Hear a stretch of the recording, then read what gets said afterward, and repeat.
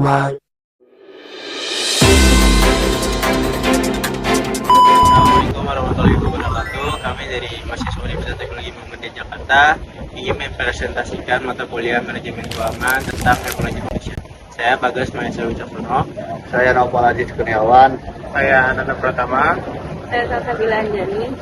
Saya Wanda Syarifah. Akselerasi pembayaran di era vintage Indonesia. Menurut kategori penyelenggaraan teknologi finansial atau vintage, terdapat 3 pasal. Yang pertama ada pasal 1, mengenai penggunaan teknologi dalam sistem keuangan yang menghasilkan produk layanan teknologi atau model bisnis baru serta dapat berdampak pada stabilitas moneter, stabilitas sistem keuangan dan atau efisiensi, kelancaran, keamanan dan keandalan sistem pembayaran. Kedua, pasal 3 ayat 1. Pertama ada sistem pembayaran, pendukung pasar, manajemen investasi dan manajemen risiko, pinjaman, pembiayaan dan penyediaan modal, serta jasa finansial lain. Pasal 3 ayat 2. 1. Bersifat inovatif. 2. Dapat berdampak pada produk layanan teknologi atau model bisnis finansial yang telah eksis. 3. Dapat memberikan manfaat bagi masyarakat.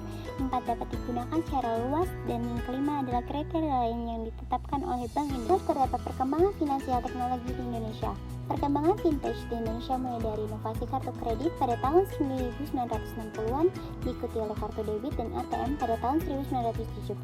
Pada tahun 1980 muncul phone banking dan pada tahun 1990-an berbagai produk keuangan berkembang seiring dengan deregulasi pasar modal. Internet banking kemudian mendorong aktivitas branchless banking dan long distance banking, diikuti oleh kemunculan teknologi mobile yang memudahkan transaksi keuangan. Pembayaran di era vintage. Perubahan paradigma vintage atau finansial teknologi telah mengubah cara masyarakat Indonesia bertransaksi, berinvestasi dan mengelola keuangan dengan munculnya pembayaran digital. Akses ke layanan keuangan menjadi lebih mudah dan cepat.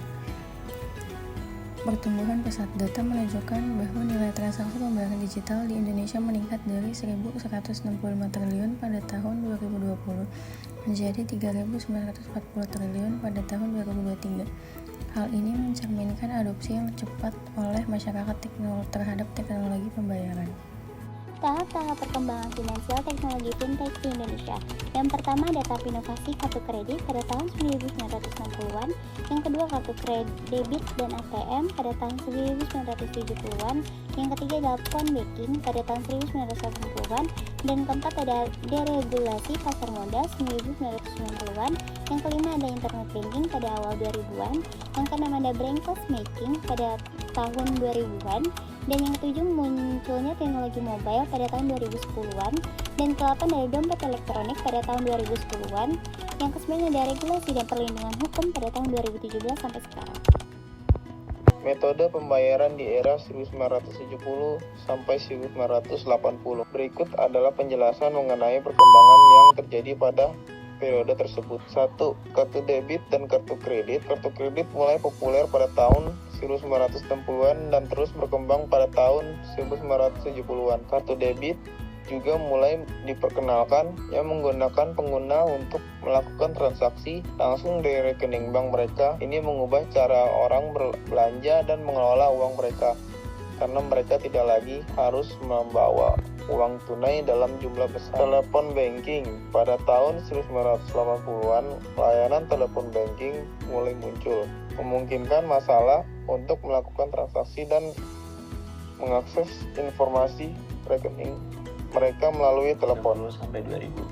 Pertama, internet banking. Munculnya internet banking pada akhir 1990-an memungkinkan nasabah untuk mengakses rekening mereka dan melakukan transaksi secara online.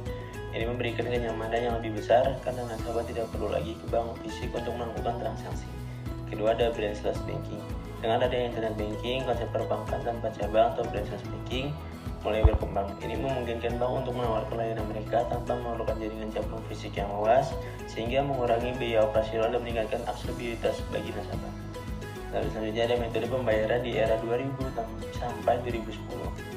Munculnya dompet elektrik pada tahun 2000-an. Dompet elektronik mulai diperkenalkan sebagai solusi untuk memudahkan transaksi keuangan. Dompet elektronik memungkinkan pengguna untuk menyimpan informasi kartu kredit dan debit mereka secara digital, sehingga memudahkan pembayaran tanpa perlu membawa kartu fisik. Lalu ada perkembangan mobile banking. Dengan meningkatnya penggunaan ponsel pintar, mobile banking mulai berkembang pesat. Bank-bank mulai menawarkan aplikasi mobile yang memungkinkan nasabah untuk mengakses rekening mereka, melakukan transfer, dan membayar tagihan langsung dari ponsel mereka. Metode pembayaran era 2017 sampai sekarang. Dompet elektronik dan aplikasi pembayaran. Munculnya dompet elektronik seperti GoPay, OVO, dan Dana di Indonesia telah mengubah cara konsumen melakukan transaksi. Aplikasi ini memungkinkan pengguna untuk melakukan pembayaran secara cepat dan mudah, baik untuk transaksi online maupun offline. Inovasi dalam teknologi pembayaran. Teknologi seperti Near Field Communication atau NFC dan QR Code semakin banyak digunakan untuk memfasilitasi pembayaran. Pengguna dapat melakukan pembayaran hanya dengan memindahkan kode QR atau menggunakan ponsel mereka untuk melakukan pembayaran tanpa kontak. Lalu selanjutnya ada peran teknologi atau vintage dalam transaksi keuangan di Indonesia. Yang pertama itu ada integrasi dengan layanan lain, yaitu dompet elektronik dapat terintegrasi dengan berbagai layanan seperti e-commerce, transaksi online, dan layanan keuangan lainnya, menciptakan ekosistem yang memudahkan pengguna dalam melakukan transaksi. Yang kedua itu ada kemudahan transaksi, yaitu dompet elektronik memungkinkan pengguna untuk melakukan transaksi keuangan dengan cepat dan mudah tanpa perlu membawa uang tunai. Yang ketiga itu ada keamanan transaksi, yaitu penggunaan dompet elektronik seringkali dilengkapi dengan fitur keamanan seperti autentikasi biometrik dan enkripsi data yang membantu melindungi informasi keuangan pengguna dan mengurangi risiko penipuan. Yang keempat itu ada pengelola keuangan, yaitu dompet elektronik seringkali menyediakan fitur untuk melacak pengeluaran dan mengelola anggaran, membantu pengguna untuk lebih memahami dan mengontrol keuangan mereka. Lalu selanjutnya ada tantangan evolusi pembayaran di era vintage Indonesia. Yang pertama itu adalah keamanan dan perlindungan data. Meningkatnya penggunaan layanan pembayaran digital juga meningkatkan risiko terkait keamanan data dan privasi pengguna. Tantangan ini mencakup perlunya perlindungan yang lebih baik terhadap data pribadi dan transaksi keuangan. Kedua, ada regulasi yang belum memadai. Dengan pesatnya perkembangan layanan pembayaran digital, regulasi yang ada seringkali tidak cukup untuk mengakomodasi inovasi baru, sehingga menciptakan ketidakpastian hukum bagi penyedia layanan dan pengguna. 3. Persaingan yang ketat. Banyaknya pemain baru dalam sektor pembayaran vintage menciptakan persaingan yang ketat yang dapat mempengaruhi keberlanjutan bisnis dan inovasi di pasar. Lalu selanjutnya ada faktor-faktor. Yang pertama itu ada inovasi teknologi, yaitu kemajuan dalam teknologi informasi seperti penggunaan aplikasi, mobile, blockchain, dan sistem pembayaran digital telah mendorong perkembangan layanan pembayaran yang lebih cepat dan efisien. Yang kedua itu ada regulasi yang mendukung.